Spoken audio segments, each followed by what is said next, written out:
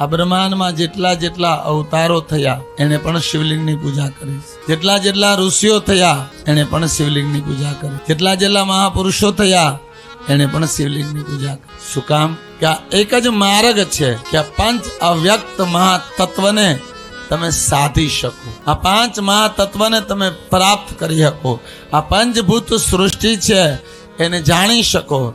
અને પંચભૂત સૃષ્ટિને જાણ્યા બાદ તમે એનાથી પર ઉઠી. કોઈ ચીજનો સ્વાદ ન ચાખ્યો હોય તો એ ચીજનો તમે બહિષ્કાર ન કરી શકો અને સ્વીકાર ન કરી શકો. એમ પંચભૂત જે સૃષ્ટિ છે એ પાંચે પાંચ ભૂતને જાણ્યા વગર ન તો આનાથી તમે મુક્ત થઈ શકો, ન તો આનાથી તમે અવ્યક્ત થઈ શકો. શિવ મહાપુરાણ એ પાર્વતી એની યાત્રા છે. બહુ જ ભાગ્યશાળી જે મનુષ્ય છે જે નિત્ય શિવલિંગની સાધના કરે છે. એટલા માટે આપણે ત્યાં બ્રહ્માંડમાં જેટલા જેટલા થયા ને એને ઓમકારની સાધના કરી. આપણે જ્યાં જેટલા જેટલા થયા એને અવ્યક્ત ભગવાન શિવની પૂજા કરી. આપણે જ્યાં જેટલા જેટલામાં ઋષિ થયા એને શિવલિંગ દ્વારા બ્રહ્મ તત્વની ઉપલબ્ધિ બતાવી. દરેક જીવો માટે, દરેક મનુષ્ય માટે શિવોપાસના એ પ્રધાન છે, શિવોપાસના એ પૂર્ણ છે.